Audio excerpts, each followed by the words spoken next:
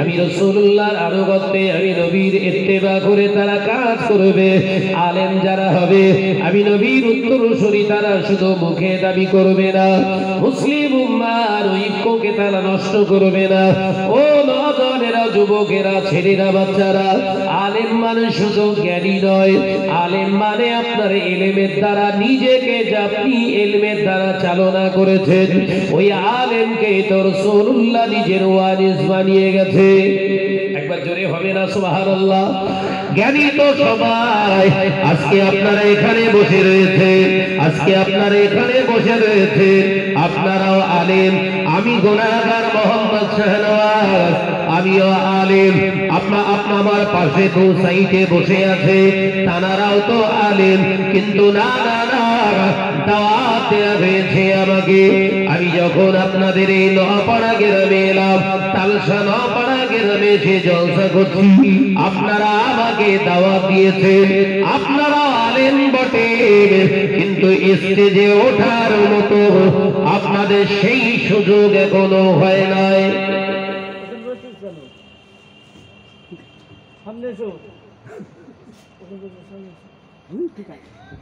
কথা বুঝতে পারছেন না? তাহলে আলেম সবাই, আপনারা যারা বসে আছেন সব আলেম। আলেমের ভিতরে পার্থক্য কি? আমাদেরকে আপনারা দাওয়াত করে আলেম, আমাদেরকে আপনারা দাওয়াত করে আনেন, আর আপনারা এই স্টেজে উঠে বক্তব্য দেওয়ার সুযোগটা, দাওয়াতটা পান না। পার্থক্যটা এখানে। শুধু কি পার্থক্য এটা? না না মুসলমান, শুনে রেখে দেন, জেনে রেখে দেন, শুধু এটা পার্থক্য নয়। ও মুসলমান, ও ভাই বাবাজিরা, শুধু এখানে পার্থক্য নয়, পার্থক্য আরো কয়েকটা জায়গায় রয়েছে। যেমন আছে, আমি একটি কোরআনের আয়াত বলবো, সেই কোরআনের আয়াতের মানেটা আপনাদের বোঝাবো, কিন্তু সেই মানেটা আপনার বলার মতো, আপনি কোরআন আয়াত তেলাওয়াত করে বলার মতো আপনার ক্ষমতা নাই। তাহলে এখান থেকে একটি পার্থক্য তৈরি হলো। আবার আল্লাহ বললেন তোরা সবাই আলেম, কিন্তু জেনে রাখ, শুনে রাখ, আমার নবী পাক সাল্লাল্লাহু আলাইহি ওয়াসাল্লাম জানিয়েছে ওই সমস্ত আলেমদেরকে নবীর ওয়ারিস বানিয়ে রেখে গেছে। আমার হাবিবের ওয়ারিস তারা হলো সেই আলেমরা যারা ইলমিয়াত অর্জন করে সেই ইলমের দ্বারা নিজেদেরকে চালনা করে। ও নওজওয়ানেরা, যুবকেরা, ছেলেরা, বাচ্চারা, আমি শাহনাজ দেখতে পাচ্ছি এটা হারাম, আমি শাহনাজ দেখতে পাচ্ছি একটা জিনিস হারাম, সেই হারামটাকে হালাল বানানোর চেষ্টা করে কোরআন হাদিস থেকে খুঁজে খুঁজে খুঁজে খুঁজে আমার সপক্ষে সমাজের কাছে দলিল পেশ করলাম। এটাও আলেম, কিন্তু পথভ্রষ্ট আলেম। এই আলেমটা কি আলেম? পথভ্রষ্ট আলেম। জানে কোরআন হাদিস না বললে তো মানুষ মেনে নেবে না। একটা হারামকে হালাল করতে গিয়ে নিজের সপক্ষে কোরআনের দলিল পেশ করা, কিছুটা নেওয়া কিছুটা বাদ দেয়া, এটা কোনো সুস্থ মস্তিষ্কের আলেমের কাজ নয়। মাথায় ঢুকছে বাবা? ভালো যোগ্যতা সম্পূর্ণ আল্লাহওয়ালা আলেমের কাজ একটা হাদিস যখন উপস্থাপন করবে তার মূল্যায়ন করে সমাজের কাছে পেশ করা। স্বার্থবেশী আলেম কি হবে? স্বার্থবেশী আলেম দেখেন ওই যারা ঢোল তবলা নিয়ে কাওয়ালি টাওয়ালি করে, মদ টদ যারা গাঁজা টাজা খায়, ওরাই বলে আল্লাহ তো নামাজ পড়তে নিষেধ করেছে। কোরআনের দলিল আছে না? এ কথা বলছেন না, ওরাই বলে আল্লাহ কোরআনে নিজে নিষেধ করছে নামাজ পড়তে। ইয়া আইয়ুহাল্লাযীনা আমানু লা তাকরাবুস সালাহ, এই আমার বিশ্বাসী সম্প্রদায় বান্দারা, খবরদার নামাজের ধারে কাছে যাবি না। দলিল দিয়েছে না? দেন কথা বলে না তো। আমি যে আয়াতটা বললাম, এই আয়াতটা এখনো শেষ হয়নি। বলো, যদি কোরআনকে কেউ এইরকম করে ব্যাখ্যা করে আপনারা কি করে বুঝবেন? সেটা ধরতে পারবে কে? আলেম। আর এই ধরাধরির কেসেই তো এত ঘেটাঘেটি, কত বুঝাচ্ছেন না? এই যখন ধরাধরি স্টার্ট হয়েছে না, তখনই কোম্পানি না চিন্তা করছে, মনে হচ্ছে বেশি দিনে কোম্পানি চালানো যাবে না। আমার আলোচনা বুঝে যাচ্ছেন না? ও নজরেরা, মুরব্বিয়ারা, ঘরেরা, আমার আল্লাহ কোরআনে জানিয়ে দিয়েছে, ইয়া আইয়ুহাল্লাযীনা আমানু লা তাকরাবুস সালাতা ওয়া আনতুম সুকারা। আমার আল্লাহ পাক কোরআনে জানিয়ে দিয়েছে, ও দুনিয়ার বিশ্বাসী বান্দারা, তোমরা নামাজের ধারে কাছে যেও না।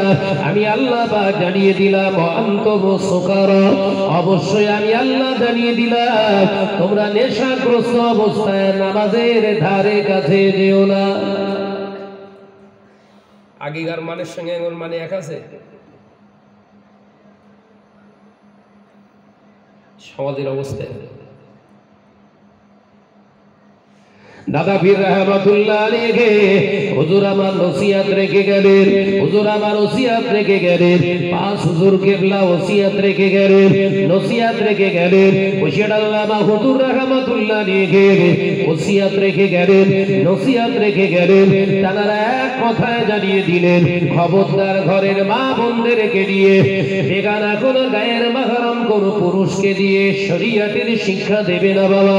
আমি আবু বকর জানিয়ে দিলাম, শুনে রেখে দাও, জেনে রেখে দাও, যদি কোরআন হাদিসের জ্ঞান যদি তাদেরকে দিতে হয়, আমি আবু বকর সিদ্দিক তোমাদের জানিয়ে দিলাম, ও কোথায় লেখা আছে? ও নওজওয়ানেরা, যুবকেরা, এটা দাদা পীর রহমাতুল্লাহ আলাইহির ওসিয়ত নামার ৩য় নম্বর ওসিয়তটা পড়ে দেখবেন এবং ৪র্থ নম্বরের ওসিয়তের ভিতরে দেখবেন, আমি আবু বকর আমি তোমাদের জানিয়ে দিলাম, ঘরের মেয়েদেরকে, ঘরের মহিলাদেরকে যদি কোরআন হাদিসের উপরে শিক্ষা দিতে হয়, তাহলে নিজের রক্তের সম্পর্কিত পুরুষ, অর্থাৎ কোন মোহরেম কোন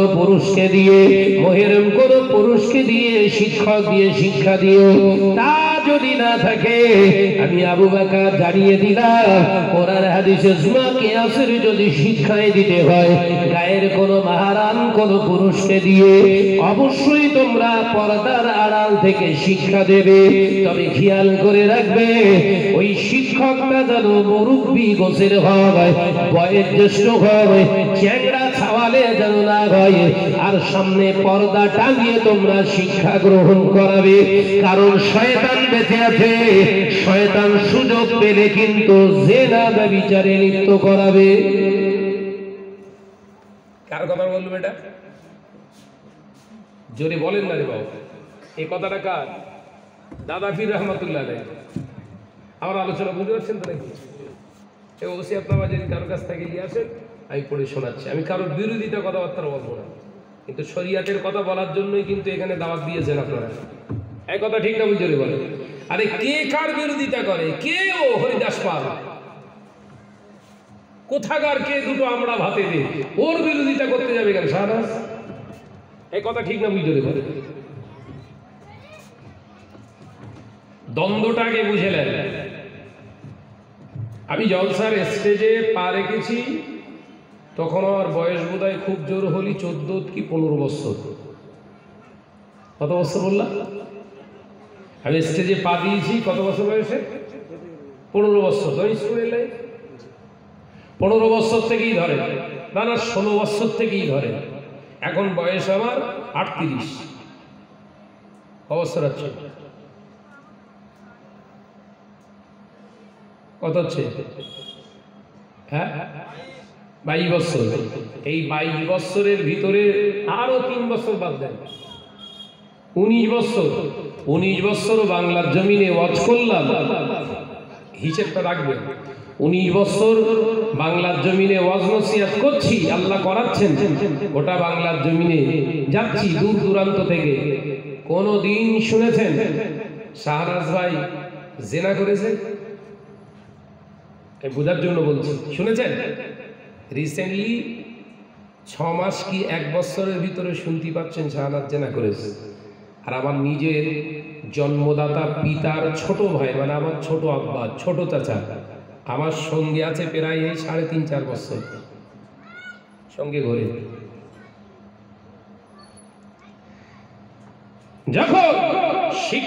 যখন শিক্ষিতের সঙ্গে লড়ে, আলেম যখন আলেমের সঙ্গে লড়ে, এলমিয়াতের কায়দায় কেতাবি কায়দায় লড়ে। কিন্তু আলেম যদি জাহেলের সঙ্গে লড়তে যায় আর জাহেল যদি আলেমের সঙ্গে লড়তে যায়, ব্যাপারটা এরকম হয়ে দাঁড়াবে, ও যখন কেতাবের হাওলা দিতে না পারবে ও ব্যক্তিগত আক্রমণ শুরু করবে। কথা বুঝতে পারছেন?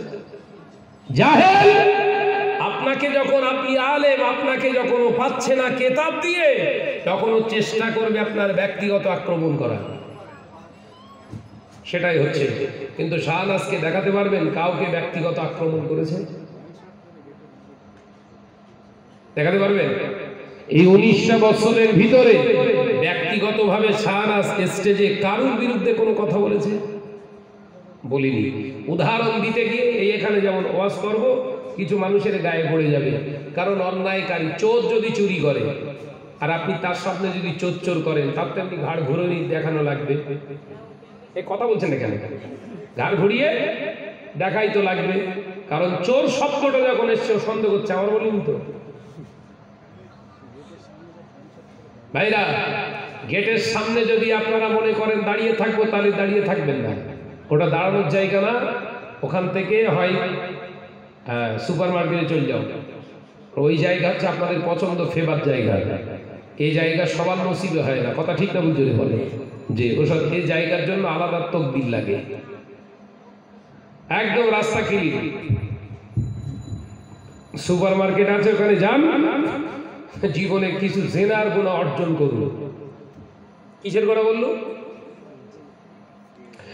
ও নওজওয়ানেরা, মুরব্বিয়ানগণেরা, ছেলেরা, বাচ্চারা, পর্দানশীনা মা ও বোনেরা, আলোচনা বুঝুন। আল্লাহ নবী তো জাহানের বাদশাহ হাবিবুল্লাহকে নবী জনাবে মুহাম্মদুর রাসূলুল্লাহ সাল্লাল্লাহু আলাইহি ওয়াসাল্লাম নবী আমার পাক জবানে জানালেন, ও আমার সাহাবীরা, আমি রাসূলুল্লাহ জানিয়ে দিলাম, একজন মহিলার সমস্ত দেহটাকে ঢেকে রাখার নাম শুধু পর্দা নয়, একজন মহিলার মাথা থেকে পা পর্যন্ত ঢেকে রাখা যেমন আল্লাহর হুকুম, একজন মহিলার কথার আওয়াজটাকে বাঁধনের ভিতরে রেখে দেওয়াটাও হলো আল্লাহর হুকুম। মহিলাদের কণ্ঠস্বরের পর্দা আছে। ও নওজওয়ানেরা, যুবকেরা, আল্লাহ নবী পাক জবানে জানিয়ে দিলেন, মহিলাদের কণ্ঠস্বর বেগানা পুরুষদের জন্য শোনা হলো কানের জেনার গুনাহ। আমি রাসূলুল্লাহ জানিয়ে দিলাম, মহিলাদের কণ্ঠস্বর বেগানা পুরুষদের জন্য শোনা হারাম। কে বলেছে এটা? জোরে বলেন, জোরে বলেন। বিশ্বনবী সরকার দু আলম দাদা হুজুর বললেন, যদি শিক্ষা দিতে হয় পর্দার আড়ালে দাও, কিন্তু খেয়াল রাখবে কোনো পুরুষ কোনো নারীকে, কোনো নারী কোনো পুরুষকে, শিক্ষক ছাত্র ছাত্রীকে, ছাত্রী শিক্ষককে যেন না দেখতে। জোরে বলে। এখন সমাজে আমি এইসব কারবার চালাচ্ছি, এটা তো জায়েজ করাতে হবে। কেন ব্যানারে রয়েছে দাদা হুজুর, ব্যানারে কে? দাদা হুজুর। তাহলে দাদা হুজুরকে সামনে নিয়ে ব্যানার করে যদি এই কাজ চালায়, দাদা হুজুরের দুটো ভক্ত হলেও আলেম আছে, আছে না নাই? দুটো ভক্ত থাকলেও আছে, সেই দুটো ভক্ত জবাব দেব কি করে? তাই খুঁজে খুঁজে খুঁজে খুঁজে খুঁজে খুঁজে হাদিস শেষ। মৌলী সাহেব বলবো হাদিসগুলো বলবো? ও নওজওয়ানেরা, যুবকেরা, ছেলেরা, বাচ্চারা, পর্দানশীনা মা ও বোনেরা, হাদিস শুনে পেলেন না? না না, আমাদের আম্মা জান হযরতে আয়েশা সিদ্দিকা রাদিয়াল্লাহু তাআলা আনহা, হুজুর তো একজন মহিলা, তিনি হাদিস বর্ণনা করেছেন, হাদিস বর্ণনা করেছেন পুরুষ সাহাবীদেরকে, পুরুষ সাহাবীদেরকে হাদিস বর্ণনা করেছেন। তাহলে নবীর বিবি যদি বেগানা পুরুষদের সঙ্গে কথা বলতে পারে, কথা যদি তিনি রাসূলুল্লাহর হাদিস দিতে পারে, আমাদের ঘরের আয়েশা কেন শিক্ষা নিতে পারবে না? মাথায় ঢুকছে? মৌলী সাহেবের বক্তব্য ঠিক আছে না ভুল? বলেন না রে বাবু, চুপ করে গেছেন কেন? এই মৌলী সাহেব যে বক্তব্য দিয়েছে এটা শরিয়াতের পক্ষে না বিপক্ষে? তার মানে ওই কিছুটা বলে বলো, লা তাকরাবুস সালাত ওই পর্যন্ত হয়েছে, ও আনতুম সুকারা ওই পর্যন্ত যায়নি এখনো। এই কথা বুঝতে পারছেন নাকি? কোন পর্যন্ত গেছে? তোমরা ঈমান এনেছো যারা বিশ্বাসী, খবরদার নামাজের ধারে যেও না। আয়াত শেষ? বক্তব্য শেষ না ওর পরেও আছে? আল্লাহ বললেন তো আনতুম সুকারা, মদব্য অবস্থায়, নেশাগ্রস্ত অবস্থায় যাবে না। আম্মাজান হযরতে আয়েশা সিদ্দিকা রাদিয়াল্লাহু তাআলা হাদিস বর্ণনা করেছেন পুরুষ সাহাবায়ে কেরামদের, অতি সত্য কথা। হাদিস ওই পর্যন্ত শেষ না আরো আছে? ও নওজওয়ানেরা, মুরব্বিয়ানগণেরা, ছেলেরা, বাচ্চারা, আপনাদের প্রথম কথা বলে রাখি, আল্লাহ নবীর বিবি আমাদের সকলের জন্য আম্মা, আমাদের সকলের জন্য আম্মা। গোটা বিশ্বে যত নারী পুরুষ থাকবে সকলের হলো আম্মা। নবীর বিবিদের পৃথিবীর কোন পুরুষকে বিবাহ করা হারাম। নবীর আহালিয়ারা হলেন পুরুষদের জন্য, নারীদের জন্য, গোটা উম্মাতিদের জন্য মা। নিজের গর্ভধারিণী মা যেমন বিবাহ করা সন্তানের জন্য হারাম, ঠিক নবীর বিবিদের আহালিয়াদের বিবাহ করাটাও এইরকম হারাম। ও নওজওয়ানেরা, মুরব্বিয়ানগণেরা, আপনার নিজের মায়ের কথাটা আপনার জন্য যেমন শোনা হালাল, আপনার কথাটা যেমন আপনার আম্মার কাছ থেকে শোনা হালাল, সেই রকম আল্লাহ নবীর আহলিয়ার আমাদের আম্মা জান রিদওয়ানুল্লাহি তাআলা আলাইহি আজমাইন গণের কথাকে শ্রবণ করা কিয়ামত পর্যন্ত तमाम পৃথিবীর নরনারীর জন্য হলো হালাল। একবার জোরে হবে না? একবার জোরে বলবেন না? দেখেছেন কোথা থেকে কোথায় সর্বনাশ করছে?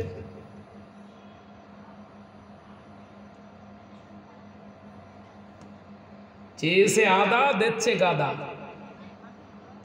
কথা বুঝতে পারছেন না? যাচ্ছে দোকানদারের কাছে মুড়ি, আর দোকানদার কালা, দিচ্ছে ঝুড়ি। মুড়ি আর ঝুড়ি এক? শুনতে অনেকটা এরকম লাগে, কিন্তু মাল দুটো তো এক না। একটা খাওয়ার জিনিস আর একটা ধরে রাখার জিনিস। ওদের তারতম্য বুঝতে পারছেন তো নাকি? এগুলো যখন আমি কাউন্টার শুরু করেছি, ব্যাস 19 বছর ভালো ছিল, কোনোদিন শোনেননি সারাদ এই করেছে ওই করেছে, কোরআন হাদিস পড়তে পারে না, একদম কিচ্ছু জানে না, শুনেছিলেন? এ তালসা নোয়াপাড়ায় আজকে বাঘফুল কদমগাছি এলাকায় আজকে থেকে জলসা করছি আমি, আজকে থেকে। তখন বোধহয় আমার দাড়ি একটাও পাকিনি, অল্প দাড়ি উঠেছে তখন থেকে আমি এই এলাকায় জলসায় আসি। ঠিক বলছি তো নাকি? শুনেছেন? শুনেছেন শাহনাজ কোরআন হাদিস কিচ্ছু ভর্তি পারে না, সেই সব বক্তারা বলে একসঙ্গে জলসা করে বলে। আজকে বলছে কোরআন হাদিস কিচ্ছু জানে না, পড়তে পারে না। কেন বলেন দিন? ওই কাউন্টার দেওয়া শুরু করিস তো। কথা বুঝাচ্ছেন না? তুমি যা বলবে সব হালাল, সব ঠিক। আর আমাদের পড়াশুনো 16 বছর সব শেষ হয়ে গেল। 16 বছর ধরে মাদ্রাসায় পড়াশুনো করলুম, সসম্মানে পাগড়ি পরিয়ে দিল ওস্তাদ হুজুররা, বড় বড় শাইখুল হাদিসরা, আমাদের সব বেকার হয়ে গেল। তুমি একা জানো? হেম্মত থাকে একদিন সামনে বস না, তোদের যে কোনো আন্ডা ফান্ডা আছে আর আমাদের যে কোনো আন্ডা ফান্ডা সব এক জায়গায় বসি, দেখি কাঠটা ঠিক কাঠটা ভুল। এ কথা বলছেন এখানে, তা বসবে না, তা বলবে না। চ্যালেঞ্জ দিল, চ্যালেঞ্জ গ্রহণ করলো, আয় সময় নেই। তখন কি বলছে? পাশ কাটাচ্ছে কি করে? বলছে সম পরিমাণের হইতে হবে। তো এই কথা বুঝাচ্ছে নাকি? আলেম, একজন আলেম বাহাস করবে, সম পরিমাণের আলেম হলে তার বক্তব্য। চ্যালেঞ্জ ছুড়লি কেন? এই কথা বলছেন এখানে। আমাদের চ্যালেঞ্জ ছড়া হলো হজ্জাতুল্লাহিল বালিগা একটা কেতাব, এক লাইন পড়তে পারবে না। মাস্টার মশাইয়ের মাদ্রাসায় খবর নিল, তাহলে রেস্টাফরা বলছে ও নিজে পড়তে পারে না। এই কথা বুঝতে পারছেন না? মাস্টার মশাইয়ের অবস্থা দেখে, মানে ও যেটা পারে না সেইটাই বলে কেউ। ভাইরা আমার, নজনেরা, মুরব্বিয়ান গণেরা, ছেলেরা, বাচ্চারা, পর্দা নশিনা মা ও বোনেরা, আলোচনা বুঝুন। আল্লাহ নবী দো জাহানে বাদশাহ হাবিবুল্লাহকে নবী জনাবে মুহাম্মদুর রাসূলুল্লাহ সাল্লাল্লাহু আলাইহি ওয়াসাল্লাম নবী আমার পাক জবানে জানালেন, ও আমার সাহাবীরা শুনে রেখে দাও, জেনে রেখে দাও, আমি নবী তোমাদেরকে জানিয়ে দিয়ে গেলাম, খবরদার খবরদার নারীদের কণ্ঠকে তোমরা উচ্চ আওয়াজে কথা বলতে দিও না। আরেকটি কথা বলে পড়ে গেল, আল্লাহ নবী দয়ার নবী যখন অসুস্থ অবস্থায় মদিনার মসজিদুন নবী শরীফে সাহাবায়ে কেরামেরা প্রস্তাব আনলেন, ইয়া রাসূলুল্লাহ, হাবিবাল্লাহ, আপনার ইন্তেকালের পরে আমরা আপনার জায়গায় আম্মা জান হযরত আয়েশা সিদ্দিকা রাদিয়াল্লাহু তাআলা আনহাকে বসাতে চাই। ইয়া রাসূলুল্লাহ, হাবিবাল্লাহ, আপনার জায়গায় আম্মা জান আয়েশা বসবে। আল্লাহ নবী চেহারা মোবারক তাবা হয়ে গেল। নবী আমার পাক জবানে প্রতিবাদ করলেন, প্রোটেস্ট করলেন, ও আমার সাহাবীরা যখন দেখবে পুরুষের জায়গায় নারীরা অবস্থান করছে, আল্লাহর গজব নাযিল হবে। পুরুষের জায়গায় যখন নারীরা এসে কথা বলবে, জানবে আল্লাহর গজব নাযিল হবে। আরো ফ্রেশ মুডে আপনাদের বোঝাচ্ছি, দেখেন অসুবিধা হচ্ছে না তো বাপ? বুঝেলেন, কাজে আসবে। কারণ আলেমদের দেখলেই আপনারা ভাবছেন কিছু ভালো আশা করা যায়, কিন্তু ওর ভেতরে যে টোটালটাই খারাপ আপনি তো বুঝতে পারছেন না। এগুলো খুলে চোখ খুলে দেওয়ার দায়িত্ব তো আমাদের। কথা ঠিক না? বুঝতে পারে নবী পাকের ইন্তেকালের পরে কবরস্থ করা হলো, দাফন করা হলো আমার নবী পাকের ঘরের ভিতরে। যেটা রওজা মোবারক দেখছেন ওটাই হলো আমার নবীর ঘর। একবার জোরে বলবেন না সুবহানাল্লাহ। হুজুর যেখানেই ইন্তেকাল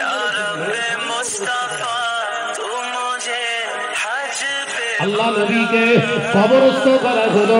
দয়ার নবী রাহমাতুল লিল আলামিন হুজুরের প্রাণ প্রিয় খলিফা জলিল কদর সাহাবী হযরত সিদ্দিক আকবর রাদিয়াল্লাহু তাআলা আনহু হুজুর আবার দেখতে পাওয়া যায় খলিফা শুনে নিষিদ্ধ হলে আম্মা জান হযরত আয়েশা সিদ্দিকা রাদিয়াল্লাহু তাআলা আনহা আলাদা কোনো ঘরে থাকতেন না।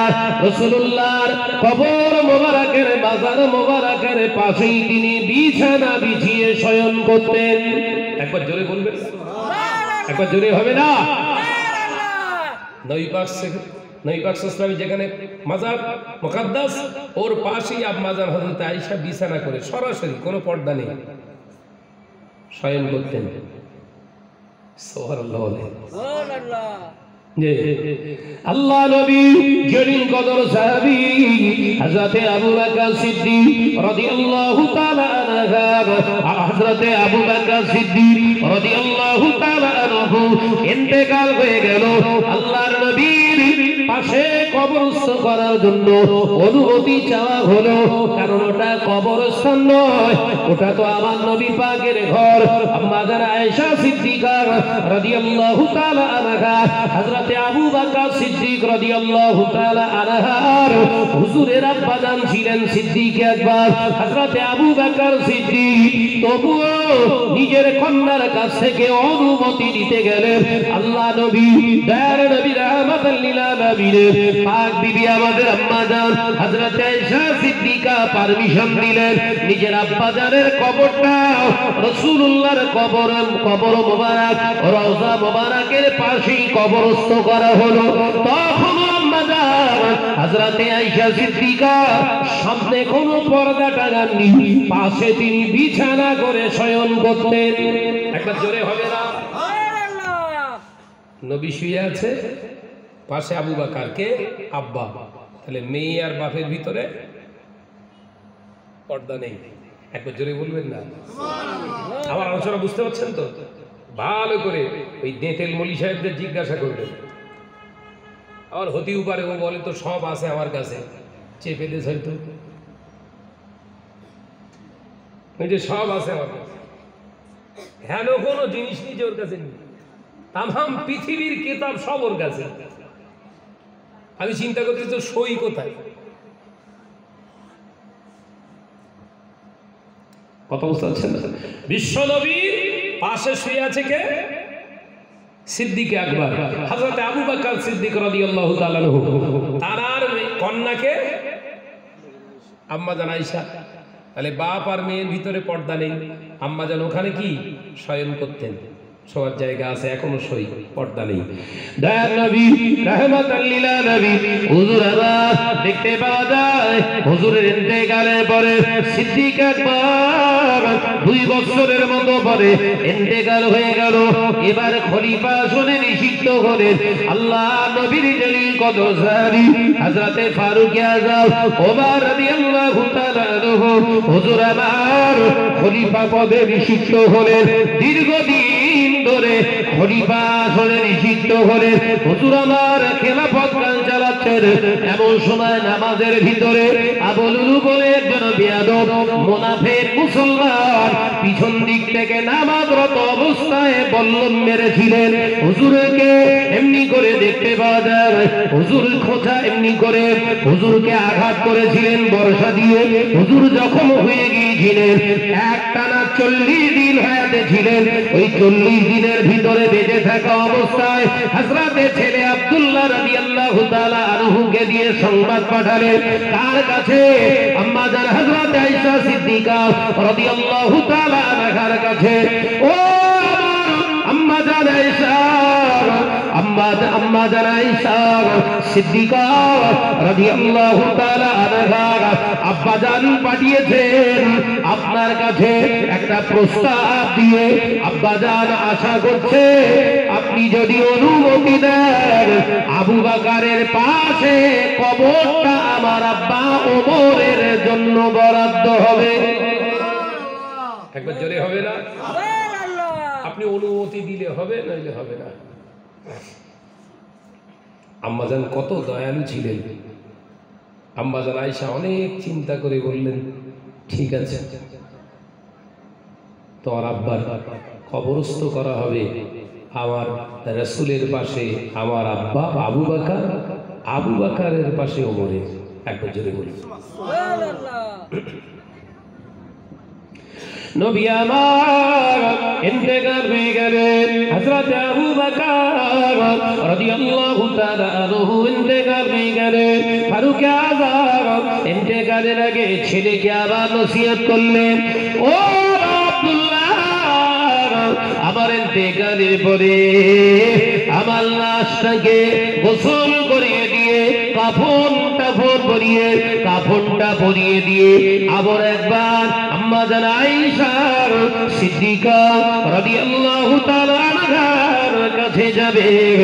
আমার লাশটাকে খাটিয়ার উপরে রেখে দিয়ে আরো একবার যাবে আম্মা জান আয়েশাকে জিজ্ঞাসা করতে, আম্মা জান আয়েশা যদি অনুমতি দেয় আমি ওমরের কবরটা আবু বকরের পাশে দিয়ে দেবে।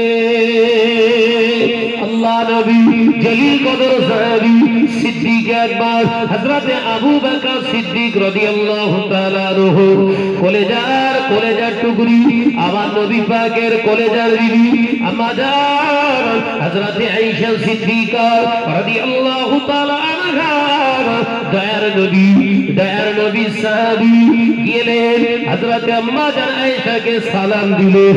আম্মা জান আয়েশা, ও মা আয়েশা সিদ্দিকা রাদিয়াল্লাহু তাআলা আনহা, আব্বা জান আমাকে বলে গিয়েছিলেন ইন্তেকালের পরে আরো একবার জিজ্ঞাসা করতে।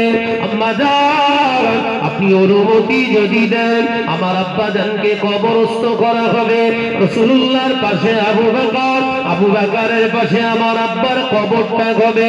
আম্মা জান আয়েশা সিদ্দিকা রাদিয়াল্লাহু তাআলা আনহা, আম্মা জান আপনি অনুমতি দিন, যদি অনুমতি না দেন ওই মদিনার কবরস্থান জান্নাতুল বাকির যে কোনো একটি জায়গায় দাফন দিতে বললেন।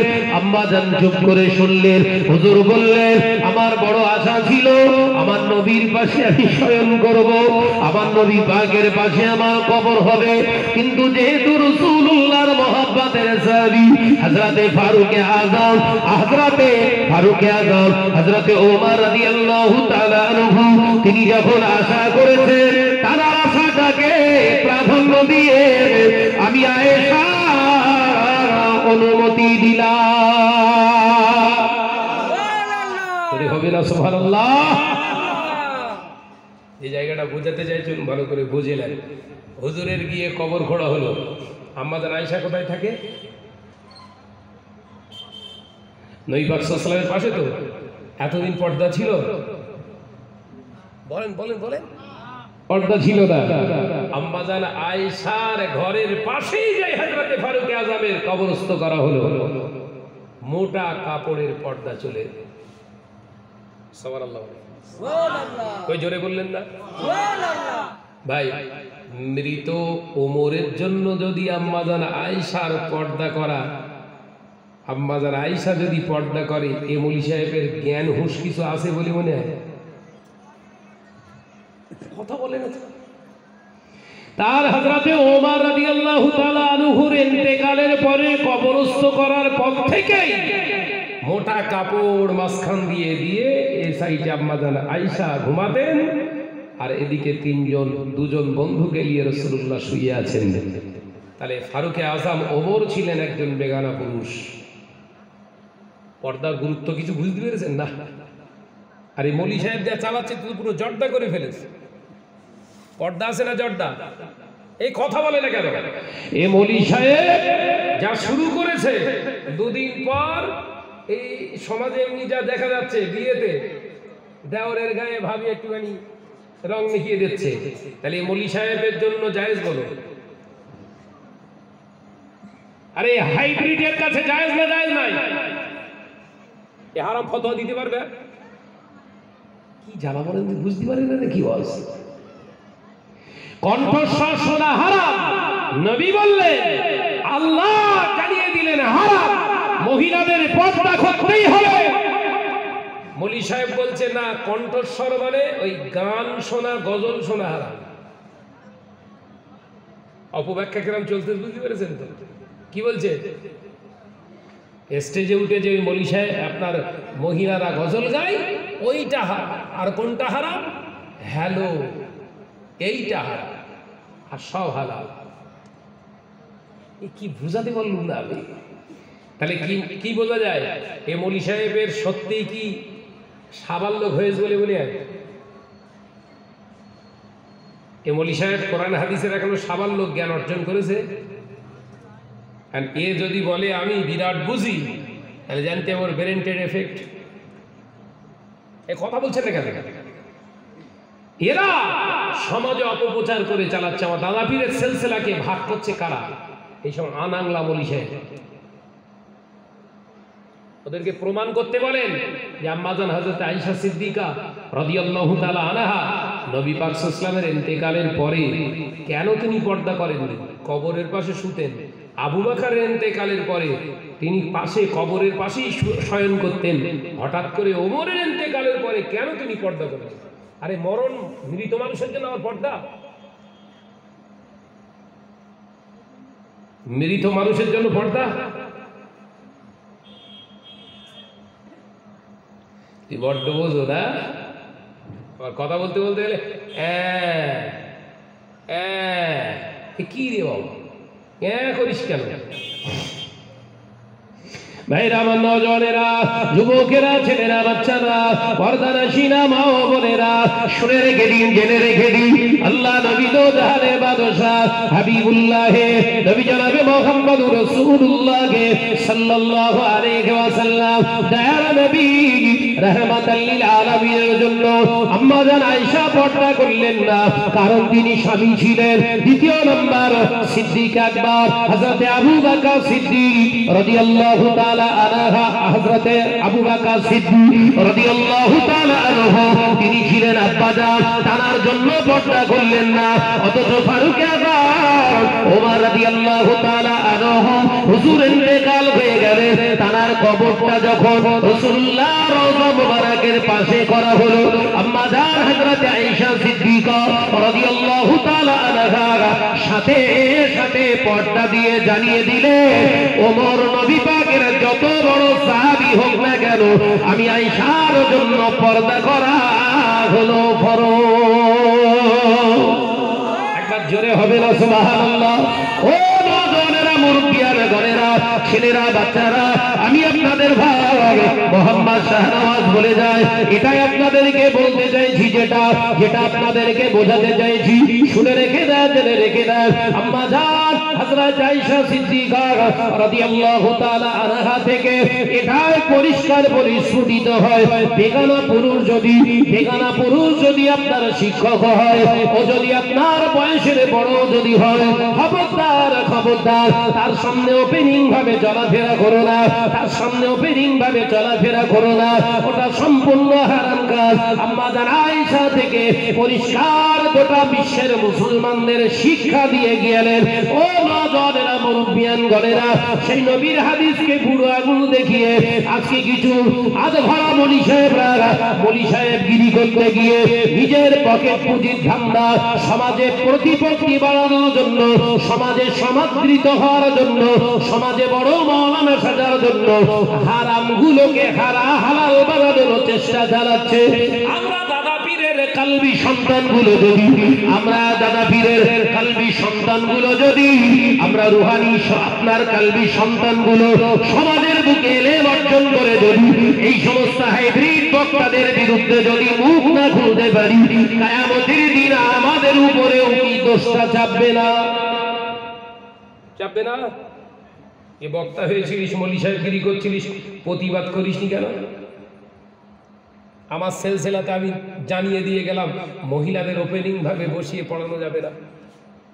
তুই দাদা হুজুর করে দাওয়াতগুলো খেয়েছিস, প্রতিবাদ করিসনি কেন? কৈফিয়ত দিতে হবে না? জোরে বল না রে বাবা। আমি আমার স্বার্থে তো কথা বলিনি। আমি জানি এ প্রতিবাদ করলে হয়তো দুটো হলেও দাওয়াত কাটবে। এ কথা বলছেন না কেন? এ প্রতিবাদ করতে গেলে দুটো হলেও দাওয়াত কাটবে, তাহলে আমার লস। কথা বলে না কেন? লস হলো তো। এ লস কেন? সব দাওয়াত কেটে দিক, আমার কিচ্ছু যায় আসে না, আমার দাদা পীরের উপরে যেন কোনো আঘাত না আসে। এই কথা ঠিক না বুঝে বলে, দাওয়াত আমার দরকার নেই, দাওয়াত দিস নে। এই দাওয়াতের ভুকা কাঙাল নয়। আল্লাহ যা ছিটে মোটা বাড়িতে সম্পত্তি রেখেছে ওই চাষ করে খাবো, কিন্তু কণ্ঠ চলবে। এই কথা বলছেন না কেন? আমার দাদা পীরের আলাওলাদদেরকে গালাগালি করবে, দাদা পীর রহমাতুল্লাহ আলাইহিকে গালাগালি করবে, দাদা পীরের বংশের মানুষগুলোকে ছোট বড় কথা বলবে, তাদের পিছনে সমালোচনা করবে, আর আমরা দাদা পীরের কালবি সন্তানরা মেনে নেব। এই জোরে বলে মানবে? কৈফিয়ত দেয়া লাগবে। আল্লাহ আমাদের বোঝার তৌফিক দেন। আরো যদি বলি আল্লাহুম্মা আমিন। প্রাণ খুলে দরুদ শরীফ আল্লাহুম্মা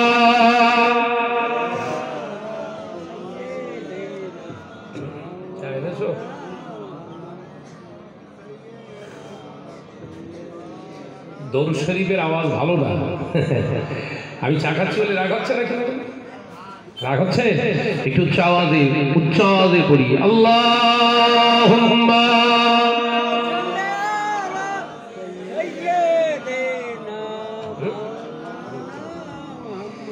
আরো জোরে পড়ি আলা আলি।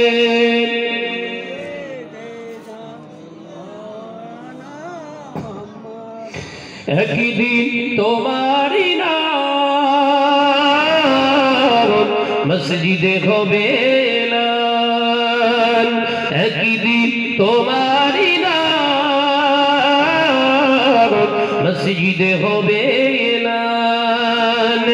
তৈরি থেকো, তৈরি রেখো কবরের মাল সামান। যদি বলবেন না যদি হবে না সুবহানাল্লাহ, আর চিল্লে হয় না সুবহানাল্লাহ। একদিন তোমারই নাম মসজিদে হবে এলান আল্লাহুম্মা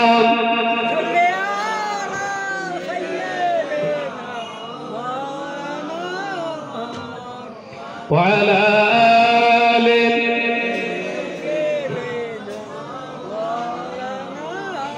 বন্ধু স্বজন আত্মীয় পরিজন পরিয়ে তোমার নতুন কাপড় বন্ধু স্বজন আত্মীয় পরিজন পরিয়ে তোমার নতুন কাপড় নিয়ে যাবে ওই কবরে থাকবে না কেউ আপন একদিন তোমারই নাম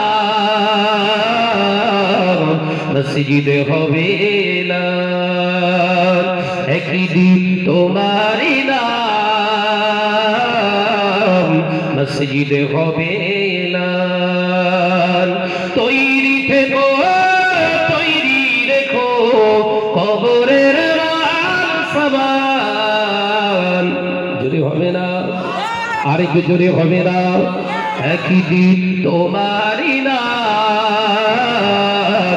মসজিদে হবে এলান আল্লাহুম্মা সাল্লি আলা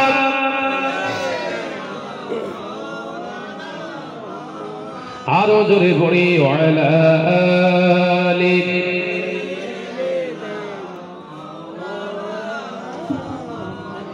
টাকা কড়ি গাড়ি বাড়ি থাকবে না কেউ সঙ্গে তোমার টাকা কড়ি গাড়ি বাড়ি থাকবে না কেউ সঙ্গে তোমার থাকবে সেদিন সঙ্গী হয়ে নূর নবীর সুন্নাহ জোরে হবে না নারে তাকবীর দুনিয়া জমিনে টাকা ইনকাম করেছো বাড়ি করেছো গাড়ি করেছো দুনিয়ার জমিনে কালারফুল দামি দামি পোশাক পরিধান করেছো ও নওজওয়ানেরা একদিন কুল্লু নাফসিন যায়কাতুল মাউত সুম্মা ইলাইনা তুরজাউন রবের ডাক আসবে রবের পক্ষ থেকে ডাক এসে গেলে আজরাইল এসে জানটা কব্জ করে নিয়ে যাবে হাতের ঘড়ি হাতেই রয়ে যাবে হাতের আঙ্গুটি হাতে রয়ে যাবে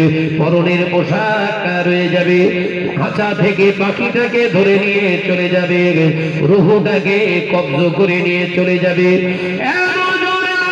মাইকে রয়ে যাবে আগামীকাল জোহর শাহনাজ ভাইয়ের জানাজা হবে আগামীকাল জোহরবাদ জানাজা পড়ানো হবে শাহনাজ ভাইয়ের জানাজায় যারা শরীক হতে চান সবাই দরে দরে চলে আসবে হাজার হাজার ভালোবাসা মানুষগুলো অশ্রুসিক্ত নয়নের পানি নিয়ে চোখ ভরা পানি নিয়ে হাজির হয়ে যাবে জোহরের রক্তে গায়ের পোশাকটা খুলে নেবে দামি জামাটা খুলে নেবে পরনের তহবান লুঙ্গিটাও খুলে নেবে হাতের ঘড়িটাও খুলে নেবে আঙ্গুঠিটাও খুলে নেবে সব উলঙ্গ করে গোসল দেয়া হবে এই নওজওয়ানেরা পাতা কুলের পাতা দিয়ে গোসল করিয়ে দিয়ে নওজওয়ানেরা যুবকেরা আবার আমার জন্য তিনটি কাপড় বরাদ্দ করা হবে এক নাম্বার কাপড়ের নাম হবে পিরান যে পিরানে কোনো সেলাই থাকবে না কোনো পকেট থাকবে না কোনো বোতাম থাকবে না পকেট বিহীন সেলাই বিহীন ওই রকম একটা পিরান পরিয়ে দিয়ে আরো দুটি লেফাফা লম্বা লম্বা কাপড় সাদা জড়িয়ে দেবে তিন জায়গায় বেঁধে ফেলা হবে একটা মাথার অগ্রভাগে আর একটা মাথ বাবর আর একটা পায়ের অগ্রভাগে বেঁধে দিয়ে সবাই খাটিয়ার উপরে যখন লাশটাকে রেখে দেবে হাজার হাজার ভালোবাসার মানুষ শুধু অশ্রুসিক্ত নয়নে দেখে বলবে দেখ সাহারা ভাই নপাড়া তালসা এলাকায় জলসায় আসে কত নতুন নতুন জামা পরে আসতো কত ডিজাইন দামি দামি জামা পরে আসতো ভাইয়ের কাছ থেকে আসছে সব জামা পাওয়া যায় না ভাইয়ের কাছে শুধু সাদা আর সাদা দেখ ভাইয়ের কাছ থেকে সব খুলে নিয়েছে চল জন্মের মতো বিদায়, আর দেখা হবে না। একবার জন্মের মতো মুখটা দেখে নেই, মুখটা খুলে দেখানো হবে। হাজার হাজার ভালোবাসার মানুষগুলো কেঁদে কেঁদে বলবে, দেখ শাহরাজ ভাইয়ের কাছ থেকে সব কেড়ে নেওয়া সম্ভব হয়েছে। স্টেজে যেমন চেয়ারে বসে মুখ ভক্তি রাসূলুল্লাহর দাড়ি মুবারক নিয়ে সুন্নাত নিয়ত করত, এখনো কাফনের ভিতরে সেটা দেখা যায়। একবার জোরে হবে না? কবরেতে সঙ্গী হবে নূর নবীর সুন্নাত। একবার জোরে হবে না? একদিন তোমারই নাম মসজিদে হবে এলান, একদিন তোমারই নাম মসজিদে হবে এলান। তৈরি থেকো, তৈরি রেখো কবরের মাল সামার, একদিন তোমারই নাম মসজিদে হবে এলান। আল্লাহুম্মা সাল্লি আলা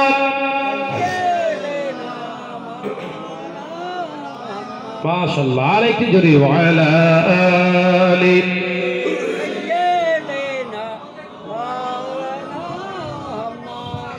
ও নজওয়ানেরা, মুরব্বিয়ান ঘরেরা, ছেলেরা, বাচ্চারা, পর্দার শিরা মা বোনেরা, আমি আপনাদের ভাই মোহাম্মদ শাহনওয়াজ বলে যায় যে কথাটা বোঝাতে চেয়েছিলাম। তাহলে নারীর পর্দা করার জন্য মুজাদ্দিদ জামান জানিয়ে গেলেন, শুধু বাবা নামাজ নয়, শুধু রোজা নয়, শুধু হজ নয়, শুধু যাকাত নয়, আমি আবু বকর জানিয়ে দিলাম ঘরের নারীদেরকে তোমরা পর্দা নাশিনা করে রাখবে। পর্দা নাশিনা যদি না করতে পারো, কিয়ামতের মহাময়দানে দায়ুসদের কাতারে হাসর হয়ে যাবে। এই হাদিসটাও হুজুর উদ্ধৃতি দিয়েছেন, আল্লাহর মাহবুব বান্দা ওখানে পরিষ্কার জানিয়ে দিয়েছেন, আদ-দায়ুসু লা ইয়াদখুলুল জান্নাহ, দায়ুসরা কোশ্চিন কালে বেহেশতে যাবে না। আমি আবু বকর জানিয়ে দিলাম, তোমরা যদি আবু বকরের কথাটাকে সাদরে গ্রহণ করে এই নীতি অবলম্বন করে জীবন যাপন করো, কিয়ামতের দিন ইনশাআল্লাহ আবু বকরের দলভুক্ত হয়ে নবীর খাঁটি উম্মতের কাতারে আল্লাহ দাঁড় করিয়ে দেবে।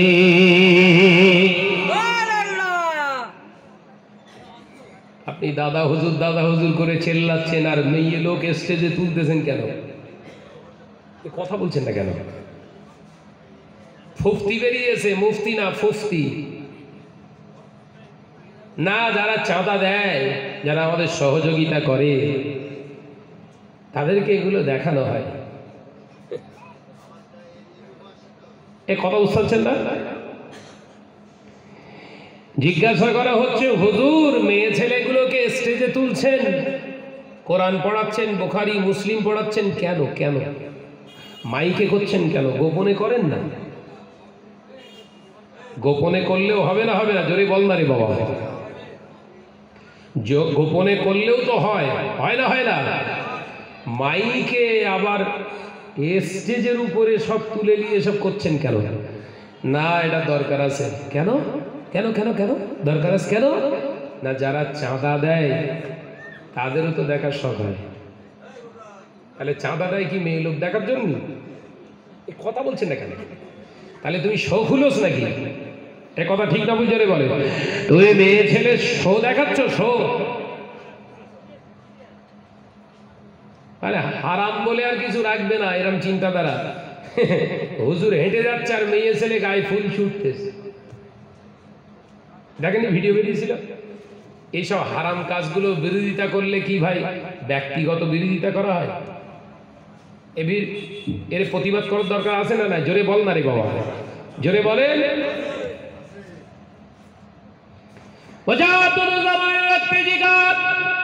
বাংলা শামের গাজী মুফতি আজম আব্বাজান মির্জা হুজুর পীর কেবলার কাছে যখন থাকতাম, দেখতাম শত শত মহিলা হুজুরের কাছে বায়াত গ্রহণ করার জন্য যখন যেতেন মুজাদ্দিদুজ্জামানের লাগতে জিগার বাংলা শামের গাজী মুজাদ্দিদুজ্জামানের লাগতে জিগার মুফতি আজম আব্বাজান মেজলা হুজুর পীর কেবলা রাহমাতুল্লাহ রেখে হুজুর আমার সাথে সাথে বলতেন হাজী সাহেব ও আব্দুর রফিক দেরি করো না, মহিলাদেরকে সাথে সাথে পর্দার আড়ালে করে দাও। আবার পিছনের ঘরটা খালি আছে, ওইখানে সমস্ত মহিলাদেরকে বসতে বলো।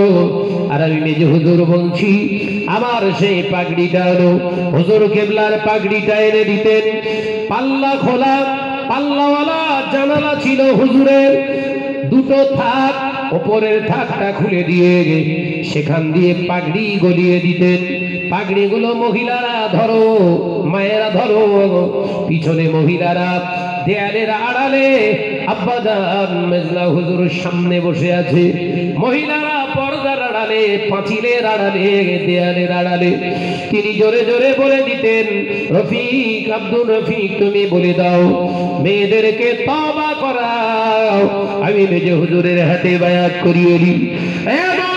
যুবকেরা, আমি এরকম দেখা দেখেছি শুধু মেজে হুজুরের নয়, পীর আল্লামা সাইফুদ্দিন সিদ্দিকী রাহমাতুল্লাহ আলাইহি তিনি যখন মহিলাদেরকে এভাবে বায়াত করাতেন, হুজুর কেবলা একই আব্বাজানের রেখে যাওয়া প্রসেসটা তিনি মানতেন।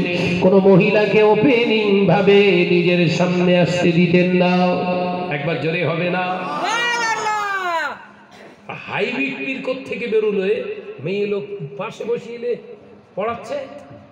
এ কি পীর বললো? ভয় লিখতেছ নাকি? আমার হুমকি টুমকি দিচ্ছে, আপনাদের টেনশন নেই। আমার বিরাট হুমকি দেয় সব, বুঝলেন? ফোন করে বলে এইদিকে আসলে বোম মেরে ওড়াবো, এই করব সেই করব। এই দেখ কসির বাপ, ওই রকম করে হুমকি টুমকি দেখাচ্ছিস তো। আর আমি হুমকি দিচ্ছি না, শুধু শাহনাদের এরম গাড়িতে এরম টাচ করবি, তোর গায়ে চেটে হুজুর ফাঁকাই বেরোতে পারবে না। কটা হুজুর? চেটে। তোদের হুজুরির সংখ্যা তো চেটে। মহাব্বতে সে দরুদ শরীফ আল্লাহুম্মা